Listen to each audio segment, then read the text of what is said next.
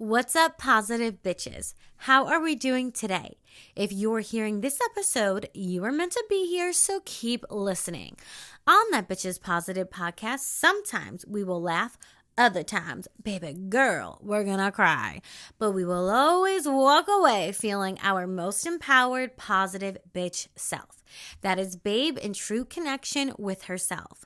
On this podcast, we unbecome who we are not so we can fully step into exactly who we came here to be. If you have any anxiety in relationships, in your love life, in dating, you need to listen to this episode.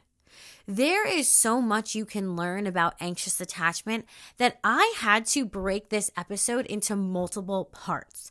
This is the first part of a multiple part series on how I healed my anxious attachment and how you can too.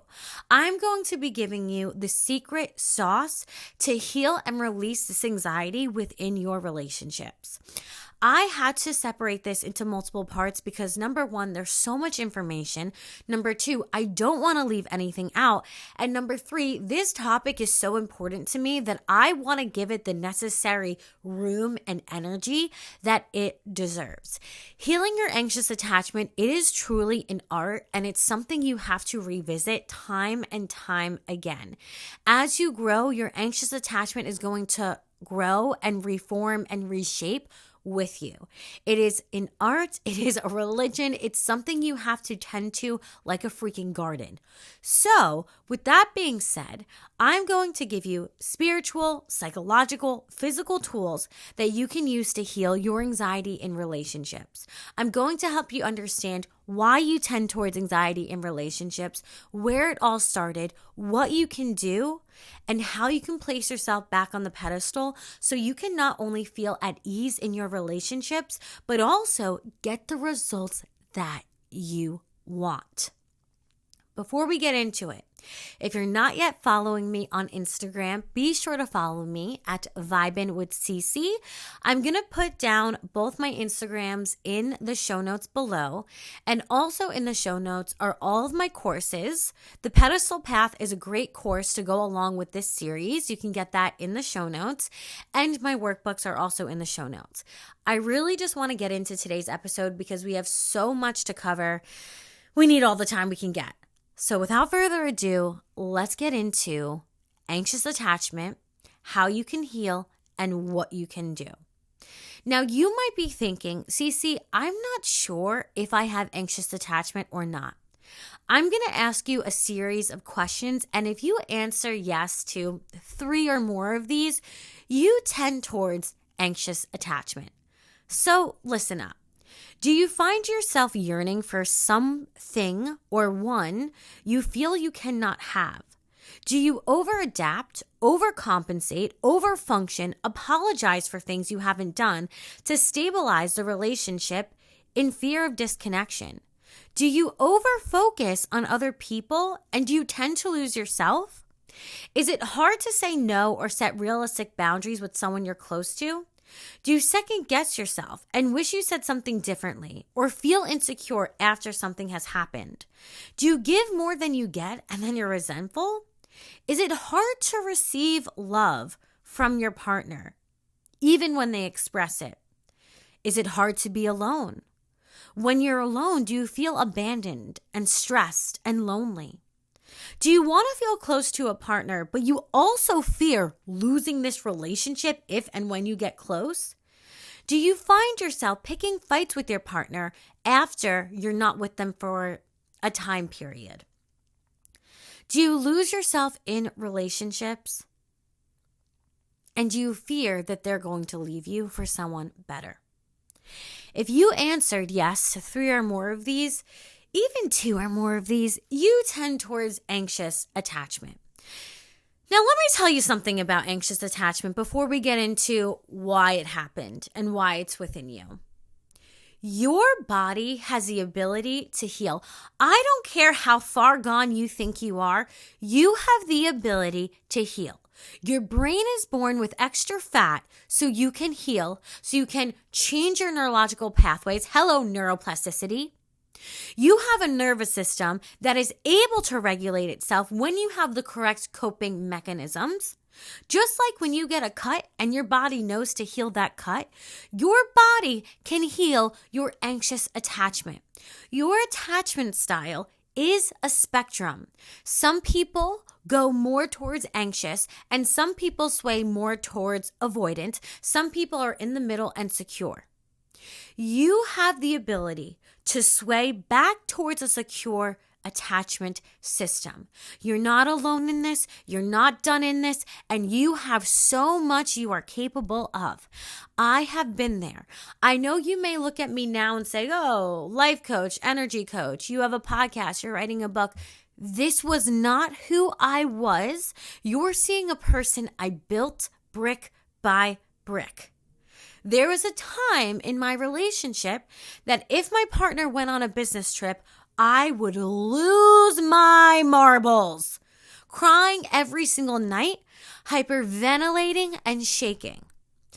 I remember specifically one time when my partner went on just a Zoom meeting with a woman who happened to live in his same town. I felt so sick over this meeting. They weren't meeting in person. It was over Zoom. But the fact they live in the same town drove me off the edge. I have spent countless nights crying, worried my partner's going to leave me. They're going to find someone else. They're going to cheat on me. They're going to do something that's going to break my heart. They're going to leave me. I'm going to be abandoned. I understand where you're coming from. And sometimes it makes me emotional because I also understand that what you're feeling right now is so powerful and it's so real. It might not be something that's going to happen, but it feels so real. And I want you to understand that you being triggered with your attachment system is like you sweating. It is an automatic, immediate reaction, and it's not your fault. I spent so much time blaming myself and hating myself for feeling these feelings. I said, why can't I just be normal? Why can't I just be normal and not have this reaction when he goes out or when he's on a business trip or when he does something? Why can't I just not care? And I want you to understand that it's not your fault. But now it's time that you step up to the plate and it is your responsibility to heal this, and I'm going to help you get there. I've made such a promise to myself, and I'm making a promise to you, and I'm making a promise to God that I will help you through this. But I want you to understand this reaction you have. It's like you're working out and you're sweating. It's so immediate and it's so unconscious that you might not have control over it yet, but you're going to get control over it. And you can heal. I am my own success story, and you're going to be your own success story. My partner now goes on countless business trips, and it's so liberating to, of course, I hope him to be safe and be well, but to not care, to not worry, to be focused on myself. It feels so good to be here. I know the power of healing, and I know what you can do because I've done it, and you're going to do it too. Okay. I want you to understand that if you are listening to this episode and you're wanting to heal and you're gaining awareness of your anxious attachment, that's 50% of the battle. I spent so much of my time not understanding why I was feeling what I was feeling, and I thought there was something wrong with me. There's nothing wrong with you. There's dysfunction in your focus, and there's dysfunction in your nervous system. But there's nothing wrong with you. You are lovable, and you deserve a good relationship. And we're going to tune your energy so you get that healthy relationship. Wanting to heal and understanding your anxious attachment is half of the battle. So congratulations, because we are on that journey right now of gaining awareness and wanting to heal. Getting started is the hardest part, and you're already here. So let's celebrate our wins when we have one, shall we? Now, why would me and maybe you tend towards anxious attachment when someone else doesn't? People who tend towards an anxious attachment had caregivers who were on again, off again, or inconsistent when tending and attuning to their child. There was a lack in consistency of caregiving. And because of this lack of consistency, the child then learns to doubt whether their needs are going to be met or not, and therefore becomes hyper vigilant of their caregiver, hyper focused on their caregiver instead of themselves to ensure or pick up clues and cues for when their needs may be met. Over time, what you'll find yourself is that you are on an emotional seesaw of, I'm hypervigilant, will my needs be met? And even when they are met, I'm already worried for when they're not going to be met again. I'm already anxious for when the other shoe's going to drop. I can't even enjoy when I'm getting my needs met because I'm already worried for the next season or the next cycle or the next moment for when they're not going to be met again. This can come in many different shapes and forms. In my own life, when I was growing up, what I perceived, and your perception is your reality, and that dictates your nervous system. What I perceived is that I would get so much attention from my specific caregiver. They were the class parent, recess duty, brownie leader, doing every arts and crafts with me, did baking, just everything. So much attention. And then the next moment, they were super busy with my other siblings who maybe were a lot for them. They were super busy, wrapped in something else. They were late, like very late. I'll never forget. We had field day, and I remember I wanted to just throw up while playing kickball because my parent wasn't there yet, and I thought they weren't going to come at all. And it's little T's. I call them little T's, little traumas of that parent being late repeatedly or not being able to meet a need that I was perceiving that caused me to become so over attuned to this caregiver. What happened is, and what happens to all of us who have this tendency, is we become so attuned. We learn to become so attuned to the other that we abandon ourselves. We learn, I need this caregiver to take care of me because my life depends on them. I'm a kid. I can't pay bills. I can't get dinner on the table. I need this caregiver to take care of me. So I'm going to over-attune myself to them. I'm going to abandon my own need, wants, and desires, and I'm going to become over-attuned to them. I might grow up a little faster than I should. I might fight their battles for them, but I'm going to become so plugged into them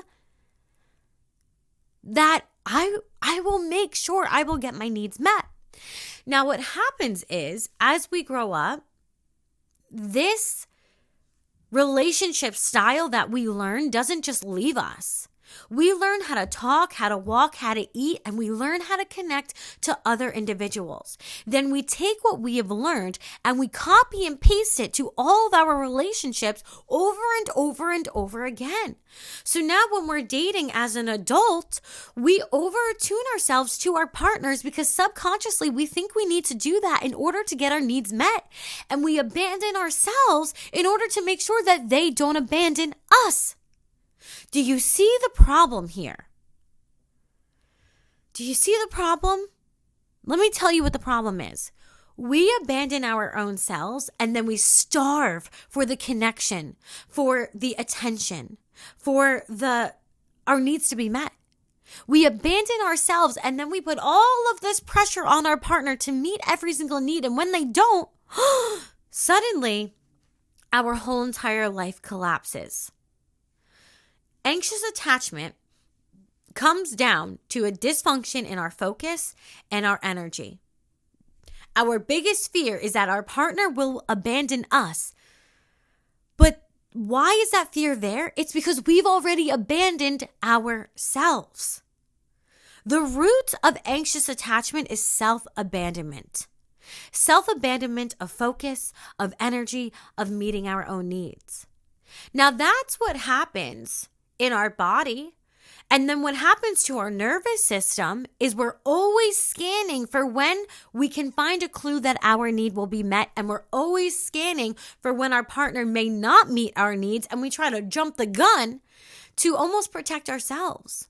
We try to abandon ship before they can abandon us. What happens while we're growing up energetically is we take our energy, and it's almost like we remove our sacral chakra, and that is our second chakra. We remove our sacral chakra and we put it into our caregiver. And we attune ourselves. We become a dog on their leash. We attune ourselves overly to their energy, to their needs. We forget about our own energy. We forget to balance our own chakras. We forget to balance our own needs and wants and desires. That's what this is. Something about anxious attachment that you might want to also look out for is people who tend towards anxious attachment are also chronically dissatisfied. There's a tendency to project our past of not getting our needs met onto our current partner. And we do this thing that as soon as they become available, we become unavailable. We pick a fight with them. We get annoyed at them. We need space because we're used to on again, off again. Remember, we're used to the seesaw. We're not used to a partner giving us continuous love, and we're not used to a partner being completely avoidant. We're used to attention, then no attention, attention, then no attention. So we have to also take responsibility that there may be some times where our partner is available, is giving us love, but we shut it down and we won't receive it. Don't worry. We're going to talk about how to heal all of these things. But before we do that, I wanted to answer some of your questions about what you're feeling in your relationships.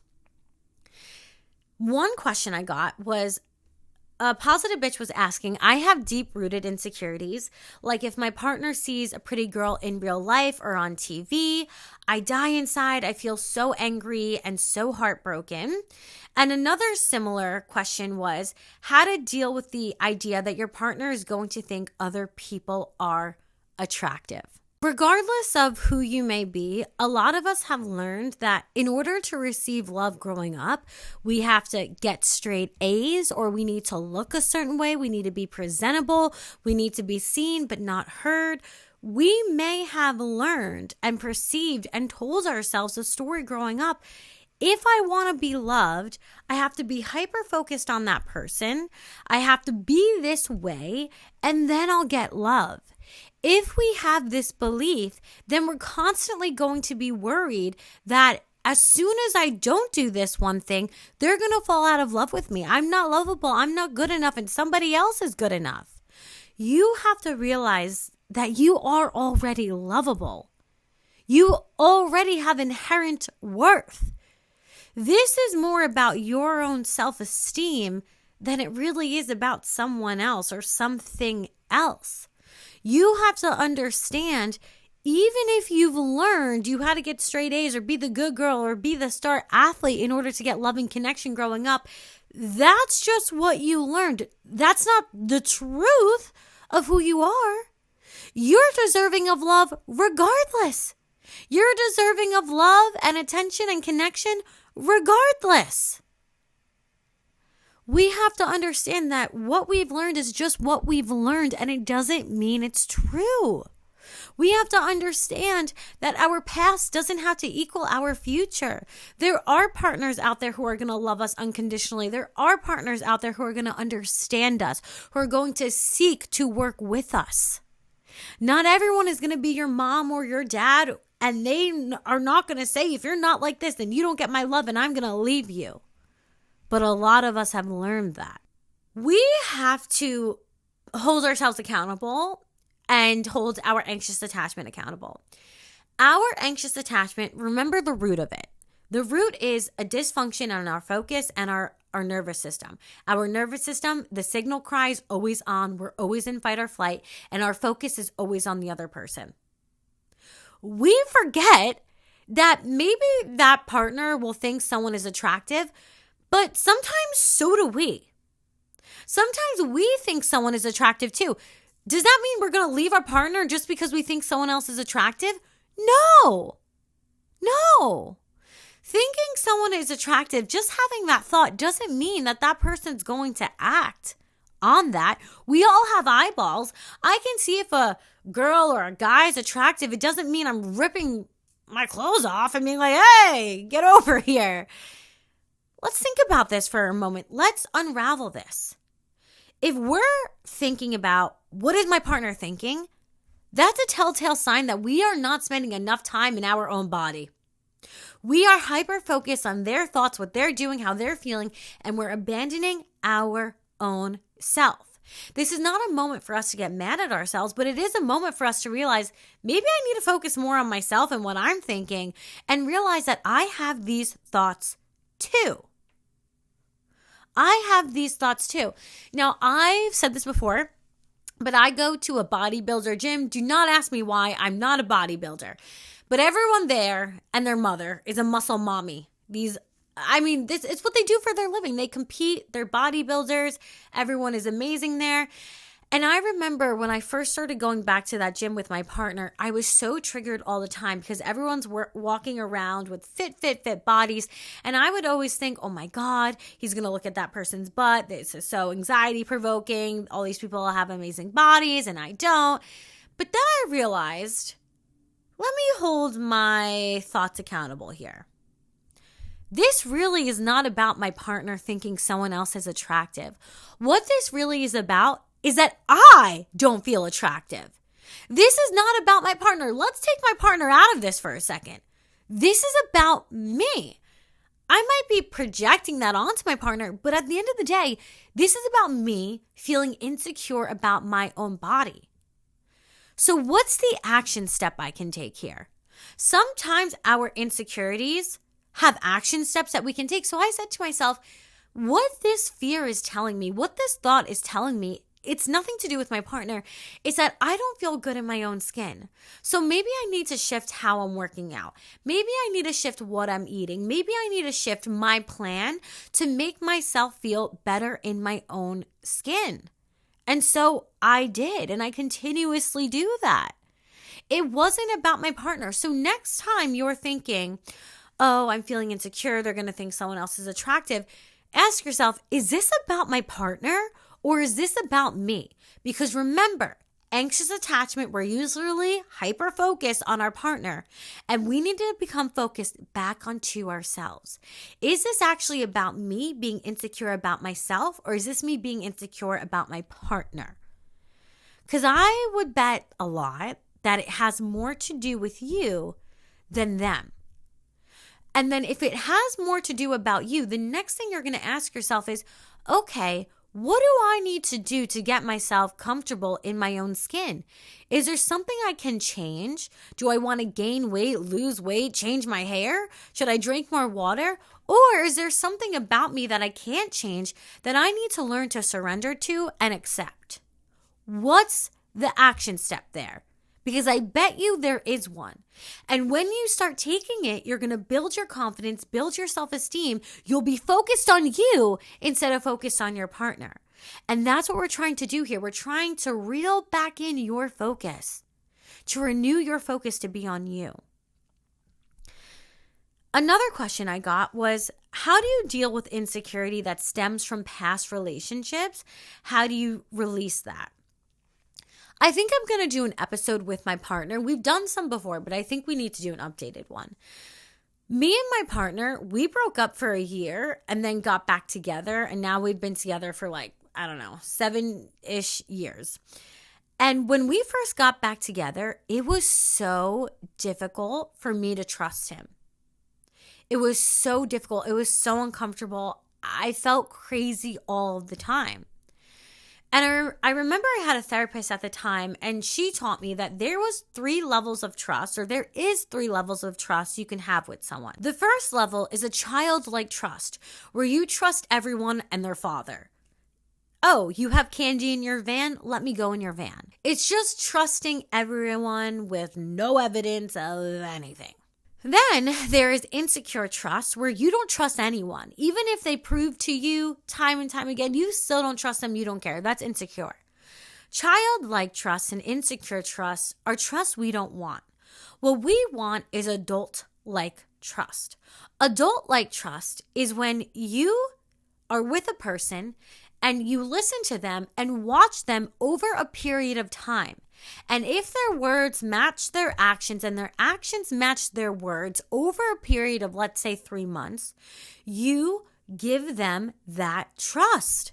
Adult-like trust is seeing someone, watching them, seeing them for who they are, and trusting them if they're trustworthy and not trusting them if they're not trustworthy.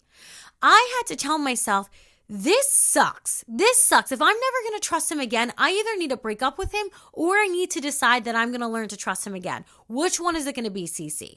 Because it sucks. You don't want to be in that miserable spiral forever. There was a lot of times that even though I didn't do anything, I had to hold myself accountable and say, look, what are you going to do? Torture yourself and him forever? Or are you going to learn to have adult trust? You want to practice adult trust. Watch them over a period of time. And if they are showing you and speaking and acting in accordance with one another, then you have to give them that trust. That is a gift for you and for them. Now, a lot of the time, we take our past hurt and we take it into our present moment. And we blame our current partner for past partner's mistakes, or maybe our partner in the past did mess up and we keep blaming them for a mistake they made 4 years ago. You have to realize that you might be re-triggering yourself. Some people, they're going to hurt us. It's life. We're all going to get hurt. None of us are getting out of here unscathed. It's not happening. However, some of us cause our own suffering when we repeatedly replug into our past over and over and over again. Your mind, when you picture something, it doesn't understand if that event is actually happening or if you're just picturing it in your mind. When you picture what has happened 3 years ago over and over and over again, your mind thinks it's actually happening and you're putting your body through a freaking war. You are putting your body through adrenaline again and cortisol. You're putting your body through all of these different chemicals over and over and over again because you keep replugging into your past more than you're willing to see what's in front of you right now. I'm not saying that what they did is justified or right. I don't know the situation. Everyone has a different situation. But especially if it was a different partner, baby girl, you can't blame your past partner's mistake on your current partner unless you want to ruin all your relationships. And if your past partner did do something in the past but has proven themselves in the present moment, you have to stop replaying those same images in your head over and over again. Trust me, I used to do it to myself every single day. And it just got me stuck and mad and bitter. Every time I started to think of my past, I immediately would interrupt it. Whatever we think about, we get good at thinking about. Because what we practice, we get good at. So what you have to do is interrupt thinking about past pain and what has happened in your past relationships. Interrupt it and refocus on you with a healthy habit. Every time you think of a past pain or something that makes you insecure, interrupt it and say, what's a healthy habit I can do for myself right now? Can I make lemon water? Go for a walk? Can I do a workout? Can I journal? Can I meditate? Meditation, key concept. Meditation, meditate, meditate. Interrupt that past pain. It's not serving you anymore. And you have to hold your brain accountable. You have to say, is this thought helping me or is it hurting me? And if it's hurting you, we are leaving it in the dust and we're going to interrupt it. Now, you might not be perfect at interrupting your thoughts at first, but girl, practice. Practice makes progress. Someone also asked me about retroactive jealousy, being jealous of your partner's past relationships. Again, you need to interrupt these thoughts. They're just not serving you. What are you doing causing yourself to suffer? What are you doing putting yourself through pain? Stop it by interrupting it. time and time again. You can interrupt it with a healthy habit, or you can interrupt it and release that energy through energy transmutation. And what that means is changing the energy by getting creative. Anytime I would think about the hurt of my past, I would say, let me go write a song. Let me transmute this energy. Let me go do a workout. Let me transmute this energy. Let me go make a TikTok. Let me transmute this energy. Let me make a podcast. Let me transmute this energy. Anytime I would start to tap back into my past, I would immediately interrupt it, do something with my body, get out of my head and into my body, or do something creative. This is your life, and you have the ability to take back control. You have the ability to heal. And the way to do that is to ground yourself. Because remember, your nervous system, it wants to go into fight or flight. That's what it's used to. You have to pull it back, and you need to learn how to regulate yourself. Those of us who have anxious attachment don't have coping mechanisms. We weren't taught to emotionally regulate ourselves. So we either word vomit or we go so crazy with our emotions. We need to learn how to refocus here. I want to also answer this question. Someone just said, can you talk about the need for space in relationships? Yes. And I want to couple it with the questions of why having our own life and interests seems to attract our partners even more. Trust me, coming from someone who also dealt with anxious attachment, I know space is like the enemy. But baby girl, space is healthy. Healthy. You are an individual. You're not someone's right arm. And I know you might have learned enmeshment where you and your caregiver were one and the same, because so did I. But you came here with purpose, an individual purpose. Every single day you have to wake up with yourself, and every single night you have to go to sleep with yourself. You have to live with you for the rest of your life. You came all the way from God knows what dimension, and you incarnated here. For you to abandon yourself every single day for someone else, what a waste of an incarnation. You need space. Now, you're not going to like space if you have nothing to do within that space. Idle time is the devil's playground, and it will have us thinking dark, dark things. So what are you going to do with that space? Let me help you. Our biggest fear with anxious attachment is that we are going to be abandoned. But the ironic thing is that we constantly abandon ourselves.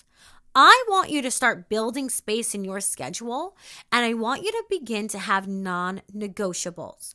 Non-negotiables are things, activities, practices you do, regardless of who comes in and out of your life. These non-negotiables are your babies, and they are what you do religiously. You are now your own religion. Get used to it. With this space, I want you to have carved out in your schedule that whatever you want your non-negotiables to be, examples, I listen to an audiobook every day, at least 5 times a week. I make sure that I read every night. I hula hoop every night. I do yoga at least 2 times a week. I have certain dietary non-negotiables that I won't eat dairy, for example. Everyone is going to have their own non-negotiables. Working out 6 days a week, non-negotiable for me.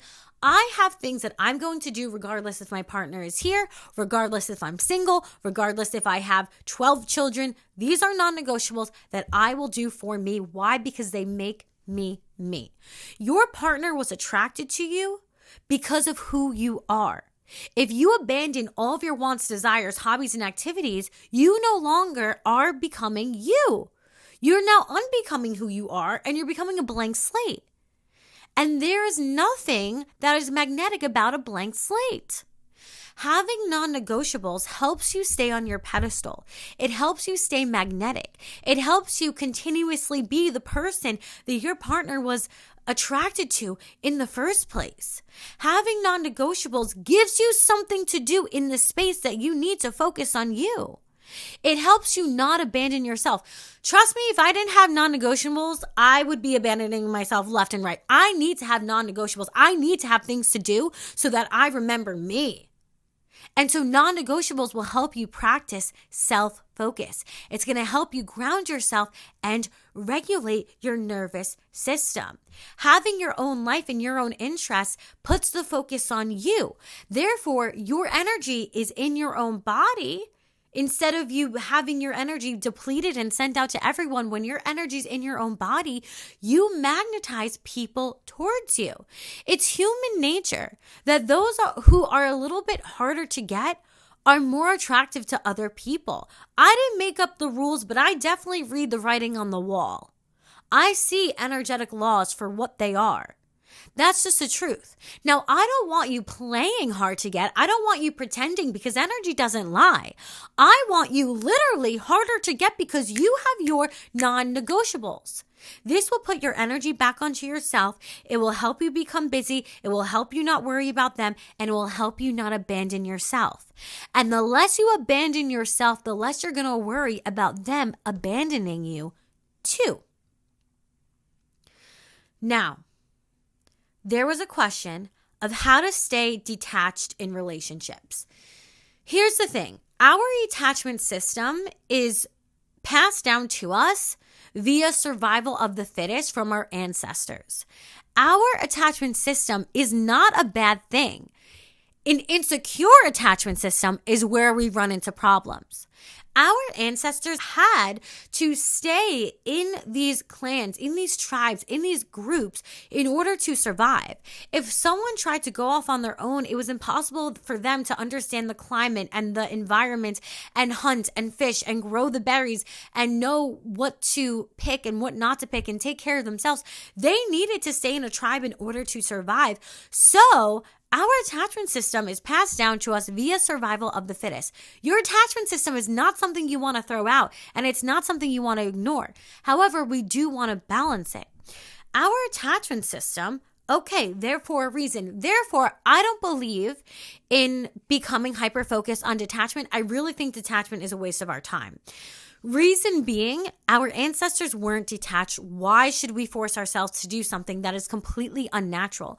We are social beings. We gravitate towards other humans. We all have our boundaries and need our own time and space, of course, but we as a species gravitate towards other humans. When we become hyper-focused on detachment, what do we end up doing? We end up energetically chasing our partner anyway and abandoning ourselves once again.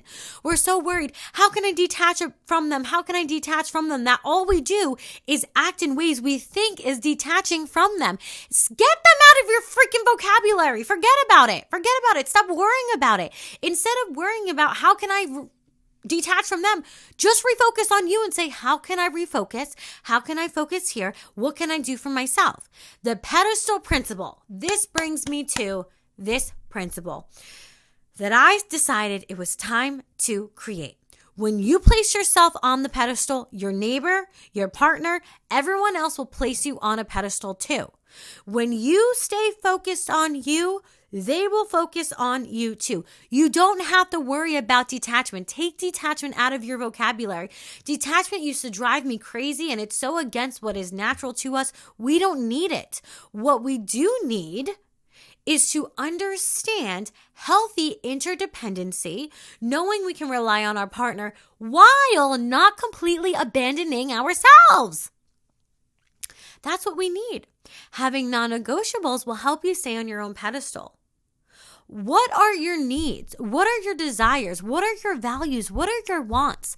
I had a client today, and we were talking about how she was so used to putting other people on the pedestal that she didn't even know what her needs and her desires were. If you don't know what your needs are, start with, what do I value? If you value health, say, okay, what are my needs when it comes to health? And how can I make these non-negotiables that I either do daily or weekly to fill up my time and space? Unlearning anxious attachment is about learning how to refocus and plug into yourself more than you're plugging into another person. It's an art. It is a religion. It is you understanding how to take back your power. Anxious attachment, it comes down to us abandoning ourselves and not knowing how to regulate our own nervous system. The other thing I want you to explore while you're exploring non-negotiables to fill your schedule with, I also want you to explore what soothes me. Because if we didn't learn how to regulate our own nervous system, we're going to fall prey to anxious attachment. So what are activities that you know soothe you? Is it meditation? Is it a bath? Is it listening to relaxing music? Is it getting a facial? Is it doing skincare? And also, what do you think are possible avenues you can take that could self-soothe you? Maybe you never tried yoga, but you're thinking, well, maybe that could relax me, and start to experiment with new ways of soothing yourself. You can also ask yourself, what are ways that other people soothe me? Do they hear me out? Do they listen to me? Do they rub my back? Okay, then give that self-soothing to yourself. Hug yourself. Do not sleep on how powerful your own touch is. They have done studies that our own touch can reduce our cortisol levels. Give yourself a hug. Roll out on one of those rollers. Put a yoga block at the base of your back. Put a yoga block there. It's great for digestion. It's great for you. We need to find ways that we can self-soothe. Is it going for a walk? Write down a list of ways you can self-soothe and write down some ideas that might work and start to experiment with them. When you start to regulate your focus and you start to plug more into yourself with your non-negotiables and other people, and you start to learn how to self-soothe when you feel triggered, doing both of these things are going to start to heal your anxious attachment. Next week, we're going to talk about energetic things you can do to heal your anxious attachment and even more coping mechanisms. So if you love today's episode, just wait for next week because we're going to dive into so much more. By the end of this series, you're going to have clarity and feel so much more grounded and at peace with yourself. I love you so much, and as always, the sparkle in me honors the sparkle in you. If you enjoyed this podcast, please leave a positive review on Apple Podcasts and Spotify. It really helps this podcast, and it means the world to me. If you can send this to one of your friends or a family member who you think can benefit from this, that would also mean the world to me. And if not for me, do it for you because good karma. I will see you in the next one. Mwah!